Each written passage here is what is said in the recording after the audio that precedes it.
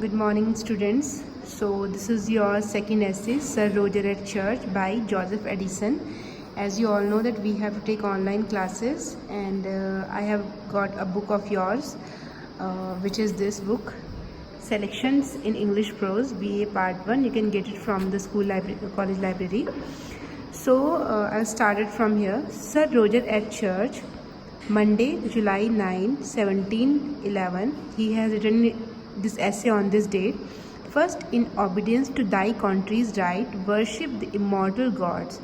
Okay, so Joseph Addison, he is first giving his offering or his prayers for God.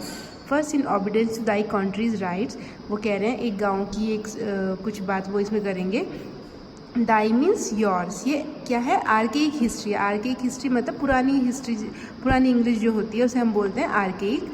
तो दाई मतलब yours, कि सबसे पहले मैं आपके जो कंट्री मतलब गांव के जो राइट्स मतलब संस्कार या जो भी रीति रिवाज है उनके आज्ञा में अपना जो ये वर्शिप है भगवान को वो ऑफर करता हूँ. ठीक है. First of all, as I have given you introduction of Sir Joseph Addison, he was a religious man and he aimed at social reformation. Means उसका एक एम था कि मुझे समाज को सुधारना है. और वो किस सेंचुरी में लिख रहे थे, कौन सी सदी में लिख रहे थे? 17वीं सदी में.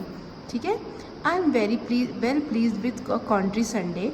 वो क्या बोल रहे हैं कि वेल प्लीज मतलब खुश. मैं हमेशा बहुत खुश होता हूँ जब भी गांव में एक संडे का दिन आता है, रविवार का दिन आता है.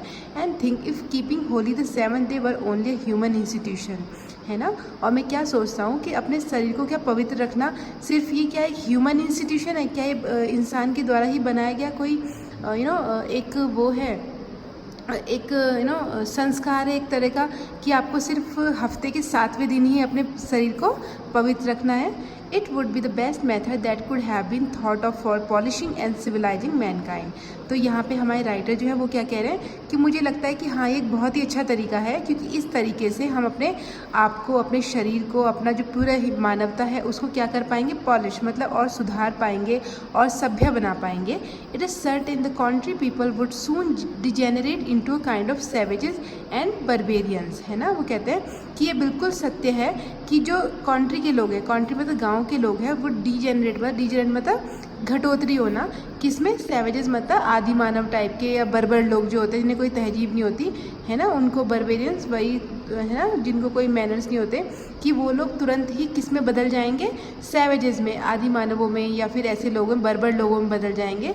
But they are not such frequent return of a stated time. Stated time मतलब संडे, कि एक ये जो संडे का समय है या इस तरह का कोई दिन अगर नहीं निर्धारित किया गया तो जो गांव के लोग हैं वो कैसे बन जाएंगे? बहुत बर्बर हो जाएंगे, जिन्हें कोई तहजीब नहीं होती.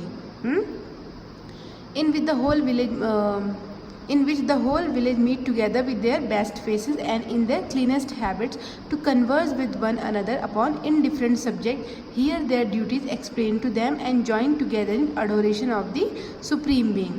जैसे कि आप सबको पता है कि चर्च में यानी कि क्रिश्चियन में संडे का एक दिन होता है जब वो लोग कहाँ जाते हैं? चर्च में जाते हैं, भगवान की वर्शिप करते हैं.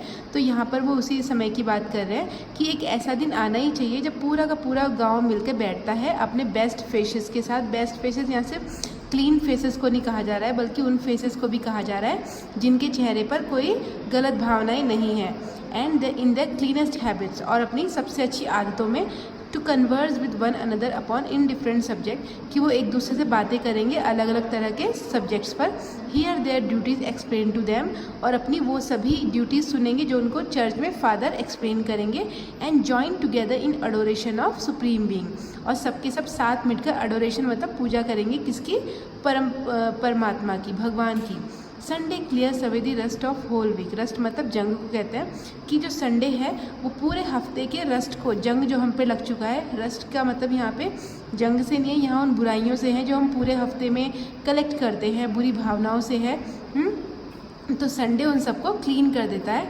Not only at is refreshed in their mind the notions of religion, but as it puts both the sexes upon appearing in their most agreeable form, है ना सिर्फ ये उनके दिमाग को फ्रेश करता है, दिमाग में जो धर्म के विचार है ना सिर्फ उनको फ्रेश करता है, बल्कि बोथ द सेक्सेस मतलब मेल और फीमेल दोनों ही अपने अग्रीएबल फॉर्म्स में आते हैं. मतलब वो बहुत अच्छे बनकर आते हैं जिससे कि वो बहुत ही अच्छे लगें या अग्रीएबल लगें. And exerting all such qualities are as apt to give them a figure in the eye of village.